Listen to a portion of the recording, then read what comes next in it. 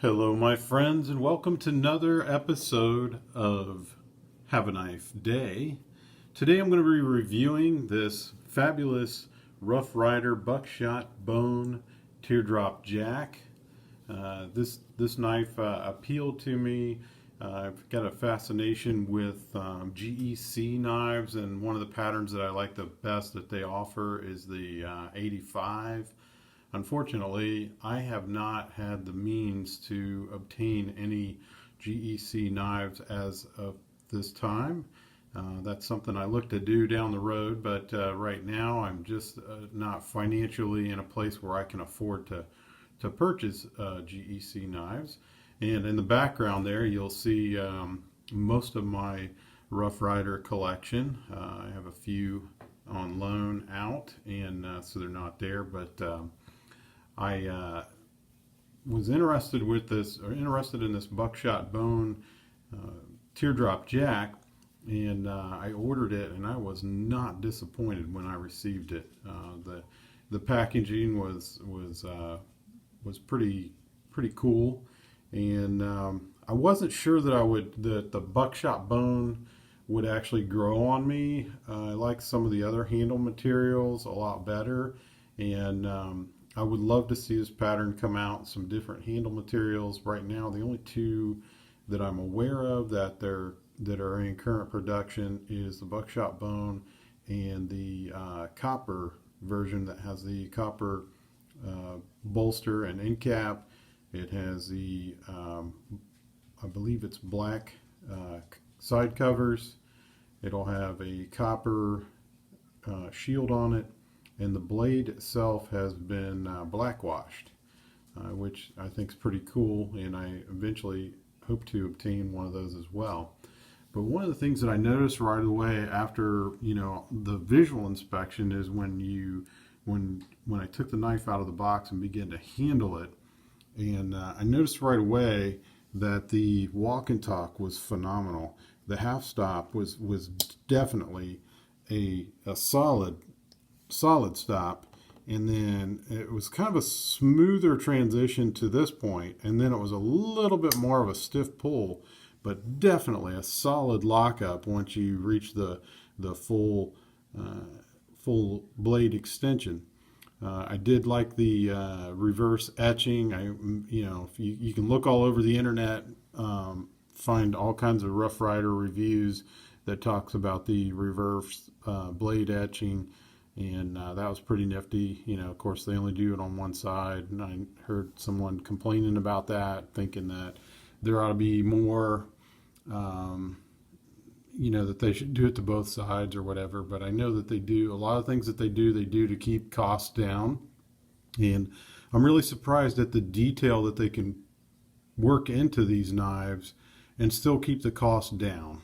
And one of the things you'll notice if you look closely there, you can see that there's actually a red liner next to the copper liners. And then they lay the bone covers on top of that, put the buckshot pattern into the bone itself. And you got the slant R bolster and a straight end cap, in the end cap and the bolster are lined on the pile side. Of course, you got the slant R on the bolster on the mark side, and of course it's lined on the end cap on the mark side as well. Came out of the box very, very sharp. Again, it's called a jackknife, although to me, to be proper to be a jackknife, it probably would need to have multiple blades coming off the same pivot.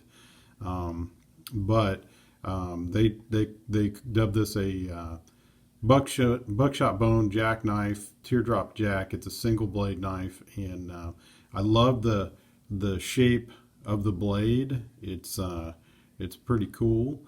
The tang stamp is, as you can see, if I can get it to focus here, is I'm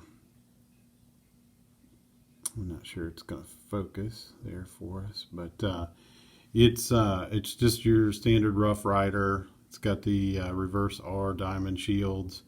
Um, yeah, I this is a very very good knife. I was way more impressed with it than I anticipated that I would be, and it's for the cost.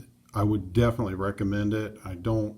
I would love to see them come out with more handle material options in this, especially something with natural. I'd really love to see them do the brown stag bone, like the canoe in the background there. I'd love to see them do that in this pattern. But yeah, if you're at all on the fence in regards to these knives, what can I say? They're great knives. They're very affordable, and someone else had pointed out, if you lost an $80 to $120 knife, you would probably be sick to your stomach. But if you lost one of these, you could replace it for $15 to $20, and you wouldn't feel as bad about it. I have noticed that if you go into some of the older videos that guys have done, these knives have gone up in price. I don't know if it's just inflation. I'm going to say that it's probably inflation rather than popularity. But the opportunities to pick them up for $10 shipped are getting fewer and fewer. Sometimes you might win something on an auction, and with shipping might be able to get it for less than $10. But my experience has been that they're running right around $15 shipped, and you can find those deals out there where the shipping's included, but the price is typically a little bit higher than if you were to buy it directly from Smoky Mountain Knife Works.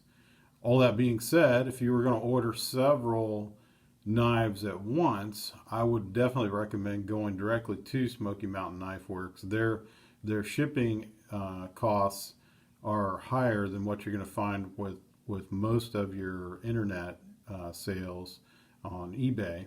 However, if you're buying several knives, then you spread that shipping cost out over those multiple knives, and it becomes much more affordable to purchase them directly from Smoky Mountain Knife Works. If you're looking for a single pattern or possibly picking up a couple at a time, then a lot of times your best option is just to go to the aftermarket eBay options. And I hope you've enjoyed this video. I've got a few more reviews coming on these Rough Rider knives. I'm kind of enamored with them right now. I got to say that I'm still kind of in awe at the quality that you can get for the price that you pay when it comes to these knives. And I do not have a problem with saving a lot of money and purchasing something that was made in China. I know there's probably a few people that are going to watch this video and be very disgruntled to hear that statement, but they're probably watching it on a device that was made in China. And like one of the other reviewers said, if I buy a Swiss Army knife that was made in Switzerland, nobody's grumbling about that. Or if I buy a knife that was made in Germany, nobody's grumbling about that. They just seem to have an aversion to these Chinese knives. And I know that in the past, much of what was produced coming out of China was not really worth what you would pay for it. But I do feel that the quality has gone up significantly. Do I feel like these are the best quality available? No, I do not. There's definitely, if you want the finest quality, you're probably going to have to get something that's American made or possibly Swiss or German made. But when it comes to the value that you get for what you're paying, this is definitely a good value. And it gives you the ability for not a lot of jingle to be able to sample and test out several patterns, several handle materials. Um, it just definitely opens up a lot of options. So, and I do like that while Rough Rider has stayed with the traditional knife patterns, that they've brought back some patterns that have not, that you don't often see in the traditional knife world. So that's been pretty cool to see as well. And if I could put a plug out there for Rough Rider to make a knife that's not been produced, the only company that I've seen produce this knife is the Case Knife Company, and that is a traditional pattern that's called a lockback whittler.